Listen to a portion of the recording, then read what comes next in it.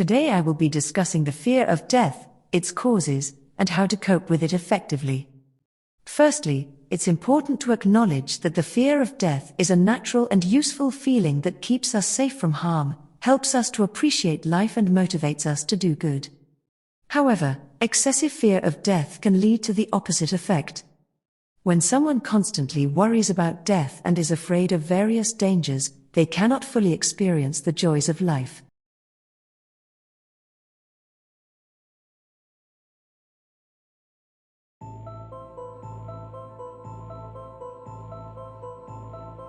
In addition, individuals who have an excessive fear of death are constantly experiencing stress and tension, which results in a depletion of their energy.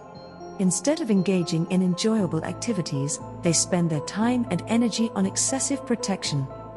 They may frequently visit doctors due to their fear of succumbing to a dangerous illness, avoid public places, and stay indoors to avoid being hit by a car or attacked by a criminal.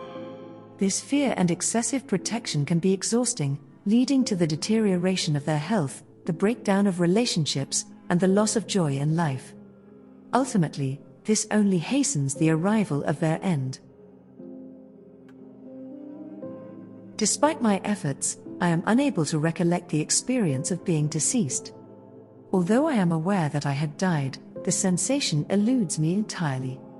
Furthermore, my demise lasted for an extensive period, estimated to be around 13 to 14 billion years according to what I've been informed.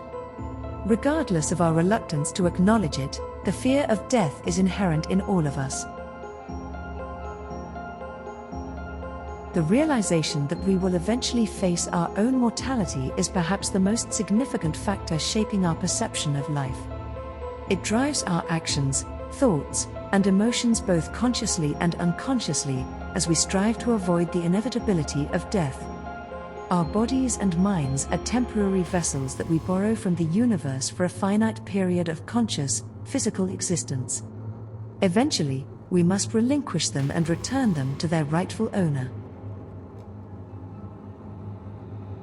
The destination where our bodies and minds return to is the same as the place where we obtained them from. It is the state of non-experience that existed before our birth, encompassing the 13 billion years of time, energy, and matter that we are unable to recollect or articulate. It is the very substance from which we emerged and the very entity that we will eventually disintegrate into. We have all already gone through this experience, including you. Whether you perceive your spirit, soul, or energy as boundless, it must extend in both directions, towards the past and the future.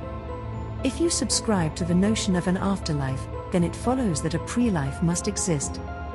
This is because, to arrive at a state beyond physical and conscious form, you must have originated from a place before physical and conscious form.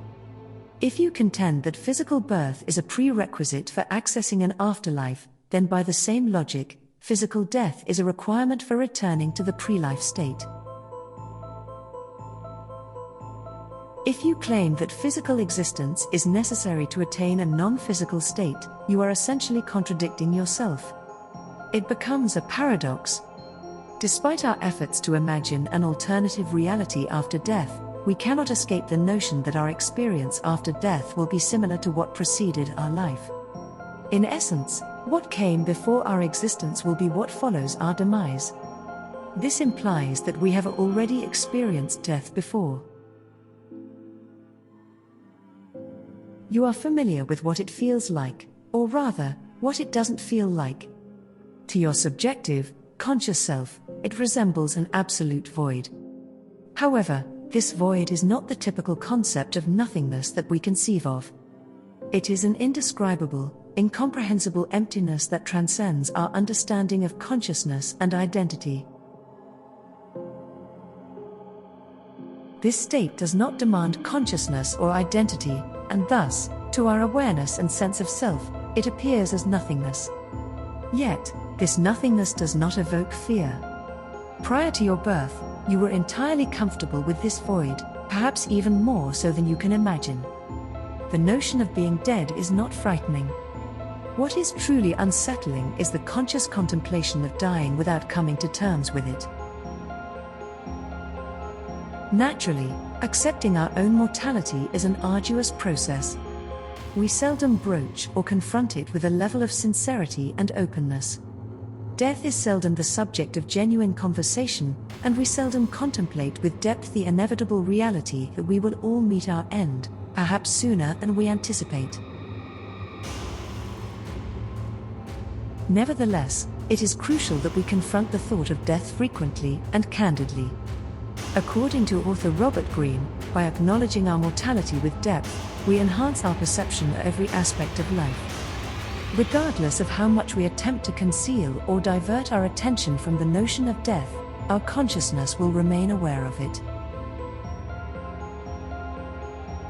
If we neglect to confront and acknowledge this inner buzz, it will only amplify and intrude upon our thoughts. This may result in escalating levels of unease, avoidance, and confusion. Instead, we should learn to coexist with this buzz and transform it into the melody of life. We must recognize death as an indispensable element of life. Repeating something is typically less daunting than experiencing it for the first time.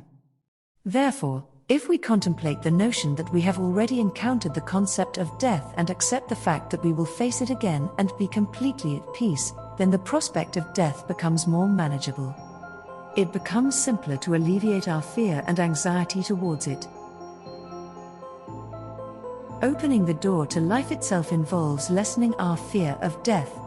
This allows us to be more aware of life and motivated to pursue activities that are stimulating, thrilling, and gratifying. We avoid being trapped in a pattern of wasting time, experiencing anxiety, and seeking solace in material possessions. At some juncture, we will inevitably be deprived of the ability to perceive things as we currently do. Regardless of our preference, this is the state of our existence. If we aspire to fully embrace our existence, instead of struggling against its circumstances, we must acknowledge and accept them. Similar to a visit to our preferred holiday spot, we should not permit our knowledge of the trip's conclusion to spoil our experience. If a vacation were to continue indefinitely, it would cease to be a vacation altogether. Despite the challenges we face, we have been granted the privilege of embarking on this journey, to bear witness to the universe observing itself. Ironically, the dread of losing this capability can sabotage our ability to appreciate the present moment, and we cannot let this happen and waste such a valuable opportunity. More than fearing death itself, we should fear not being able to overcome the fear of death while we are still alive. We should fear not being able to appreciate the true value of life and death for what they are, while we still have the chance to do so. I wish you to live fully and happily and not be afraid of death. After all, as we already know, there is no death. Only the physical body dies. I wish you all good luck, health and long life. Don't forget to hit the like button and subscribe to our channel for more thought-provoking content. Thank you for watching.